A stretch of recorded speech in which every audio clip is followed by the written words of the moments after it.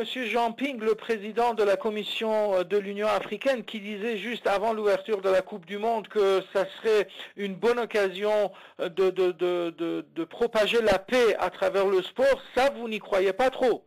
Je ne croirai jamais à cela, parce que ça, c'est une illusion. Jamais, jamais, jamais le football ou le sport n'a permis d'obtenir la paix. Ce n'est pas le sport qui a mis fin à l'apartheid en Afrique du Sud, par exemple. Et je ne cite pas que ce cas-là. Il y a eu beaucoup de guerres en Afrique et même ailleurs dans le monde. Jamais le sport. Ça, c'est une illusion. Ça, c'est un peu ce que les médias vendent un peu dans tous les pays, quoi. Faire croire que le sport est apolitique, que le sport c'est la paix. C'est absolument faux.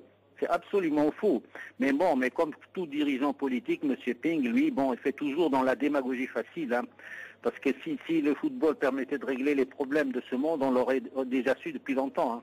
Quel est votre pronostic? Qui vous verrez en finale? Est-ce qu'il y aurait une équipe africaine en finale ou en demi-finale?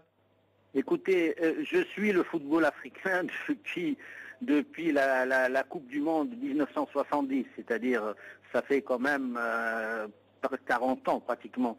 Et je pense qu'aujourd'hui, il y a, surtout en Europe, il y a une passion pour le football africain qui ressemble un peu à de l'exotisme frelaté. Les gens ne se rendent pas du compte que, bon, aujourd'hui, le football africain, c'est un football qui a deux vitesses.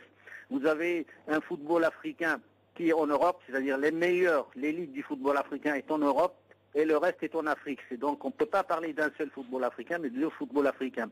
La deuxième chose, l'Afrique produit du talent, c'est-à-dire des joueurs de talent, mais aujourd'hui, actuellement, il n'y a pas de grandes équipes. Il n'y a pas de grandes équipes, et surtout le problème important, le talent d'Achille du football africain, c'est qu'il n'y a pas de dirigeants d'envergure. C'est-à-dire qu'aujourd'hui, il y a énormément d'argent qui circule dans le football, et surtout dans le football africain, et que tous les dirigeants des sportifs ne pensent qu'à une chose, d'abord, c'est comment on dit en Afrique, manger à leur tour. C'est-à-dire c'est la politique du ventre. Vous avez des dirigeants qui ne pensent qu'à s'enrichir avec l'argent du football et qui n'ont pas l'esprit assez professionnel pour, disons, aider leur équipe à devenir compétitive au plan mondial. Donc nous sommes toujours dans la même situation. L'Afrique aura du mal à empêcher un duel entre l'Amérique du Sud et l'Europe.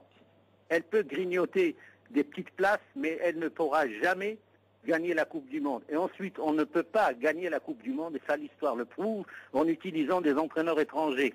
Il n'y a aucune équipe depuis 1930 qui ait gagné la Coupe du Monde avec un entraîneur étranger. Donc tout ça, c'est des éléments qui font que, bon, on peut toujours espérer des bonnes performances, mais on ne peut pas pronostiquer une victoire africaine.